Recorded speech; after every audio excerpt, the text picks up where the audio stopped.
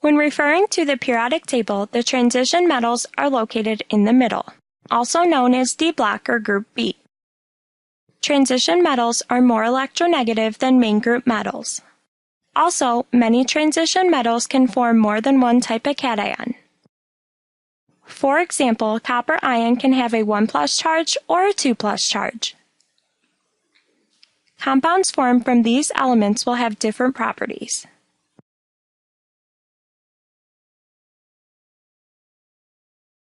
In order to specify an element's oxidation state or oxidation number, you must use a Roman numeral in parentheses. Going back to the previous example, Cu+ is copper 1 ion and Cu2+ is copper 2 ion. Here are a few practice problems. Please pause the tutorial and determine the correct formula or name for each example. For problem number 1, since there is a Roman numeral 2 in parentheses, the correct answer is Fe2+. Here are the rest of the answers.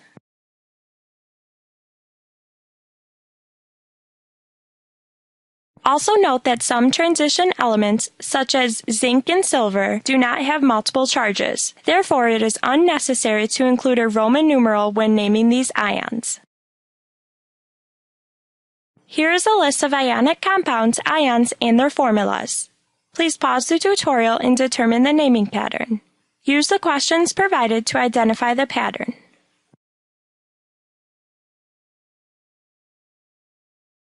Hopefully you've noted that for these ionic compounds, the first element in the formula was a transition metal and the second was a nonmetal. Also note that positive ions or cations were metals, and the nonmetals form negative ions, also called anions. In a previous screencast, naming an ionic compound consisted of writing the name of the cation and then writing the name of the anion. Also note that the name of the nonmetal ends in "ide". Since each element consists of a transition metal and a nonmetal, a Roman numeral is added to the name to denote the charge of the cation or the transition metal. For example, the correct name for FeCl2 is iron 2 chloride.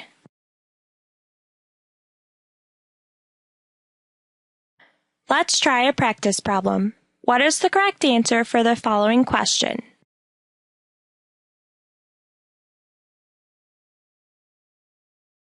In order to figure out the correct name for this compound, first determine the charge of the anion. By looking at the periodic table, we see that the anion oxygen is located in group 6A, which means that oxygen has a charge of 2 negative. Since the oxygen has a 2 negative charge, the transition metal must have a 3+ charge.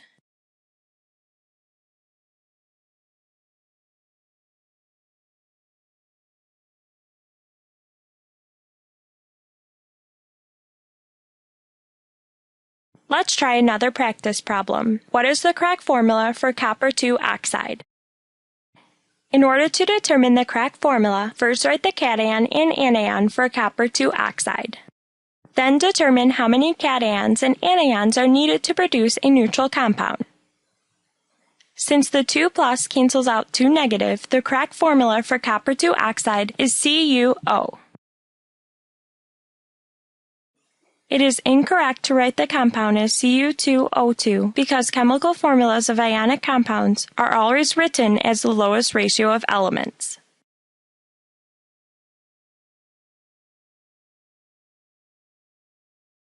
In order to determine the formula, first write the cation and anion. Then, determine how many cations and anions are needed to produce a neutral compound. Notice that the lowest common multiple for the charges is 6. Therefore, multiply the Fe3+ by 2 and the S2 negative by 3. By doing this, the charge is balanced. This means that 2 iron ions and 3 sulfide ions are present in this compound, which results in the formula of Fe2S3.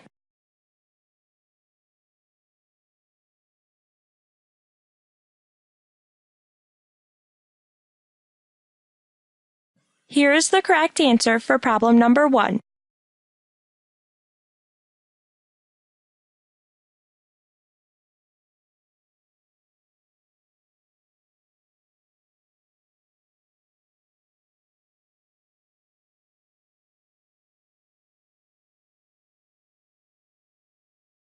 For problem number 2, the correct name is iron 3 chloride.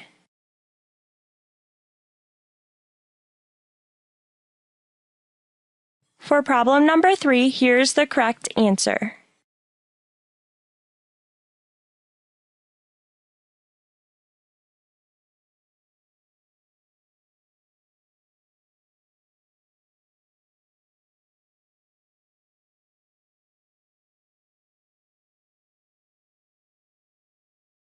Lastly, the correct name for number 4 is cadmium oxide.